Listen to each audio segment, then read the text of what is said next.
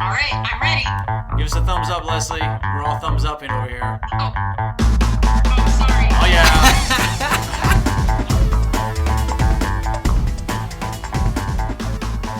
Hey, everybody. Welcome back to our midweek devotional. Yeah. It's good to have Caleb in the studio, and Les is joining us in the studio today. Yes. It's great to see her back. We've missed her. Les, how's it feel to be back? Feels wonderful to be back. I have missed you guys. Adam, you, and Caleb, you too. Perfect. Well, we missed you. And we're so glad to see you with us again. It's that time of the day where I present to you both the question of the day. Ooh. So here it is. Have you ever had to wait on something? Like you were planning for something, you were involved in the planning, and it was like this huge event or moment or surprise or whatever. But from that moment you were planning it, there's this time lapse between when it actually occurred. Have you ever had a situation like that? I'll go first. Okay. Go, Guys, Les. I'll go first. Go for it. We were waiting to adopt our first child, and that was Chantel. And it was so funny because I was just talking about that to her today because we knew that we were going to have a baby, but we weren't did not know when she was going to be born. And we got the call on the Monday after Easter that we were going to have a brand new baby girl. And so they called us at like 7 o'clock in the morning and said that she had been born and that they would deliver her to us at 5 o'clock that afternoon. And so probably you were thinking a longer waiting time, but I'm going to tell you that waiting from 7 o'clock in the morning until 5 o'clock in the afternoon for your new baby girl was a lifetime. And I think I may have changed my mind a couple of times just because I was so frightened of what that looked like. Sure. So, yeah. Waiting is extremely difficult. Caleb, what about you? Did you think of anything? When I was turning 16, hoping to get a car for my birthday, and having to wait to see if that were true or not. Okay. Now, So, how long were you waiting for this to become reality? dude, like months, bro. Because I heard rumors that I was gonna be getting one like a few months before my like birthday was gonna happen and stuff. And so for the longest time, I was nagging my folks on like, am I gonna get a car for my birthday? What kind of car is it gonna be? And what year is it gonna be? And blah blah blah blah. How much did it cost you guys? And yada yada yada. And so that was pretty wild. But I did actually get a car for my birthday, so nice. I guess it was kind of worth the wait. That's awesome. Yeah. So both of you knew there was something that was going to happen, and you're somehow involved in the process. Either you're working towards it, or you knew it was going to be part of it, and then that was fulfilled, right? So, I guess how did you feel once you received the thing that you've been waiting for and hoping for and longing for? I can't even hardly find words to describe how amazing it was. Yeah. Especially since I didn't know what to expect. And it was just absolutely the best thing that I could have ever waited for. It was beyond anything I could have ever imagined. The happiness and the joy and the head over heels in love with that. The wait was absolutely worthwhile. Perfect. How about you, Caleb? Oh, it was 100% amazing. My mom always said that she'd never seen me smile that much in quite a long time. So I was a pretty happy camper when I finally found out that I did get a car, and a pretty cool car for my birthday. So Nice. Awesome. Well, springboarding off of that thought and feeling, This is the Wednesday after Easter, so we just did Resurrection Sunday, and it was Caleb did an amazing job. If you haven't watched that or listened to that, make sure you listen to that message again. It was excellent. But this is the Wednesday afterwards, and sometimes it's like we get through the Easter Sunday or Resurrection Sunday, and we just jump into a bunch of other stuff. We don't connect the dots from that point on. But today we're going to be reading in 1 Peter chapter 1, as it talks about some of this waiting and hoping for stuff, but also what happened after the resurrection. What has been set into motion since Jesus has come back from the dead. So we're going to read through that now. 1 Peter chapter 1, and we're going to have, we'll start with Caleb. Caleb, if you'll read verses 3 down through 9. 3 through 9, all right. Praise be to the God and Father of our Lord Jesus Christ. In his great mercy, he has given us a new birth into a living hope through the resurrection of Jesus Christ from the dead, and into an inheritance that can never perish, spoil, or fade. This inheritance is kept in heaven for you, who, through faith, are shielded by God's power until the coming of the salvation that is ready to be revealed in the last time. In all this you greatly rejoice, though now for a little while you may have had to suffer grief and all kinds of trials. These have come so that the proven genuineness of your faith, of greater worth than gold, which perishes even though refined by fire, may result in praise, glory, and honor when Jesus Christ is revealed.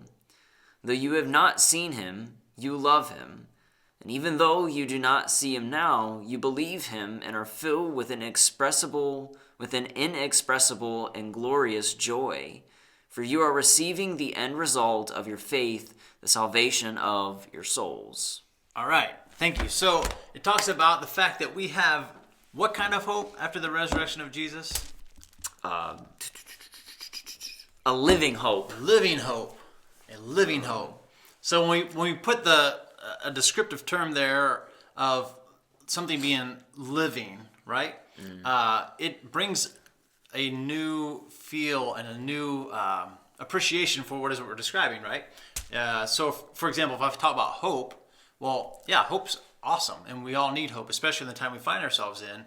But when we talk about a living hope, it's like this hope isn't just something that we look forward to at some point, but while we're waiting for that point, it's actually alive and it has its own, almost own being, right? So when you read through those verses that we see here, what is it you find in these words that speak to you today? Whether it's from what we're facing today or anything you've experienced in life, what do you find in those verses, those verses 3 through 9, that jump out at you? Anything? Well, I think what I hear in there is in verse, I think it was in 5 or 6. In this, you greatly rejoice through this for a little while, even though you may have suffered grief. Mm-hmm. And so we can rejoice in it even when we're in grief. We know that there is still hope and there's still rejoicing. Absolutely. Yeah, it talks about grief and all kinds of trials that we're going to experience. Did you see anything in there that jumped out at you? I think verse 8 jumps out to me the most. Though you have not seen him, you love him, and even though you do not see him now, you believe in him and are filled with an inexpressible. I can't pronounce that for whatever reason today. That's okay. An inexpressible and glorious joy, and just the thought of, even though we haven't really seen Jesus ourselves, because of the hope that we have and the life that he gives kind of through his resurrection, we can have such a joy that it's almost inexpressible in a sense. It's just this overpowering joy in our lives in a sense. So that's definitely something that jumped out to me. Okay. Yeah, and both of you just look at the word again, hope, and I just want to add on to that. Don't forget, it's a living hope. So again, as we're expecting these things, and as we are even rejoicing with Jesus, even when we're in trial, even though we're suffering, that hope is alive. It's not like lying there dormant, waiting to spring to life. Yes. And so this is a good thing for us. All right, continuing on. This is Leslie's turn, verses 10 through 12. Concerning this salvation, the prophets who spoke of the grace that was to come to you searched intently and with the greatest care, trying to find out the time and circumstances to which the Spirit of Christ in them was pointing when he predicted the suffering of Christ and the glories that would follow. It was revealed to them that they were not, that there were, It was revealed to them that they were not serving themselves, but you, when they spoke of the things that would now have been told you by those who have preached the gospel to you by the Holy Spirit sent from the heaven. Even angels long to look into those things. All right. Now, this is when we read this verse, and it's kind of hard to look into it quickly, but when you see what was happening here, when the prophets were speaking of Jesus, it says the people who benefit from that are us today. You know, that we have received through the gospel that's been preached to us. We get to receive this enormous gift. And so they looked forward to the day of their prophecies becoming a reality. Here's the awesome thing. Even though they were these prophets and those who we find themselves thousands of years ago expecting this, they stayed faithful to the mission, even though most of them knew the mission wouldn't even be fulfilled in their timing. So what do you think about that when you hear these words of the prophets, staying faithful, looking forward to this living hope that was to come? How do you take what they did and apply it to who we are and where we find ourselves in time today? I think one thing that definitely is neat to me is that you have these prophets that didn't get to. I mean, they were still waiting for Jesus to come. They were still kind of.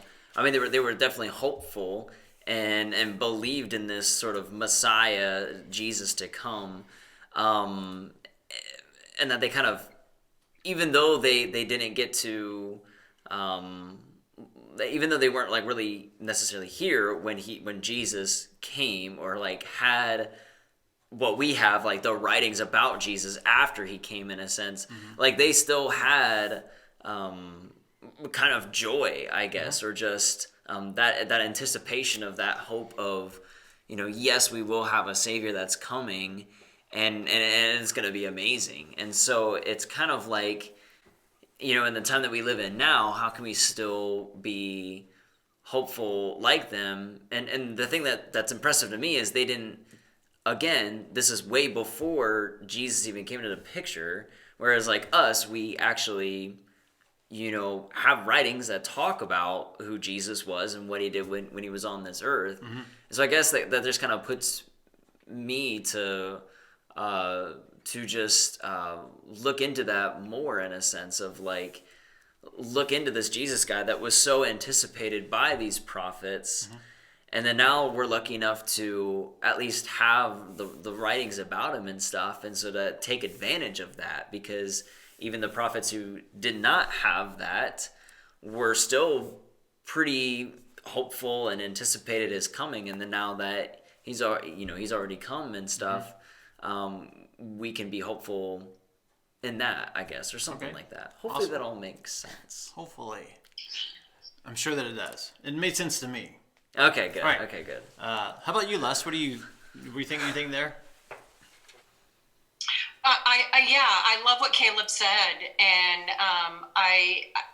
it's as if I have never read that before. These words that it was for me, that they're coming to you, and that they searched intently and with the greatest care. That takes my breath away. To just think about that, and it also makes me feel that much more responsible for searching intently and taking the greatest care for what we're trying to do now, especially during this time. That the way that we are teaching and that you guys are preaching is so different, and so that we need to search intently and we need to take it the greatest care for who it's for, that other people that it's for, and for me. That that just jumped off the page to me. That they would think that it's and that Peter understands it now. He gets it. It's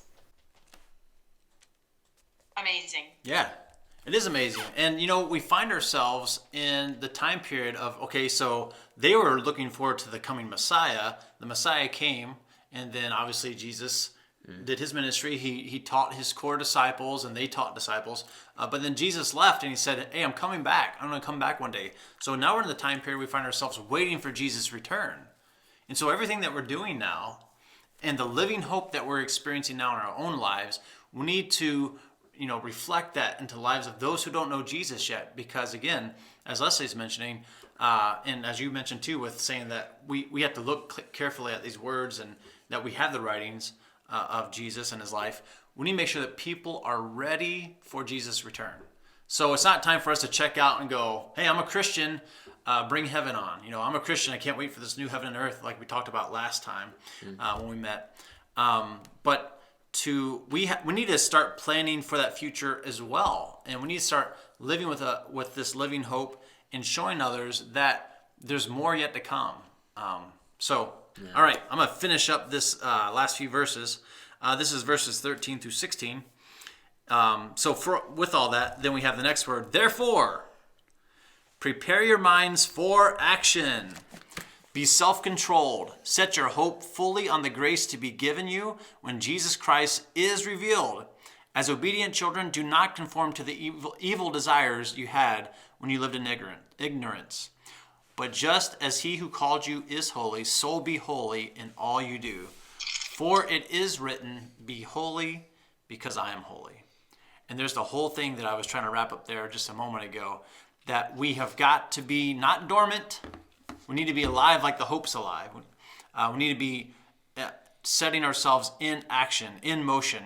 And what's awesome is, one of the first things that's talked about as a descriptive of this term action is being self-controlled. You think of self-control, when I think of self-control, I think it's something that's a passive thing. But self-control is an active part of worship. But the reason we want to do it is because we're going to be showing people and pointing people towards Jesus, so they also can be prepared when he comes back. So with that in mind, any final thoughts based on what we've read here today?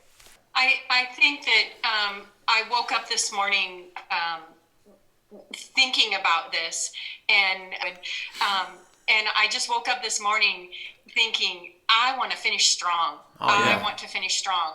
And I was feeling probably a little blue yesterday just because it was so different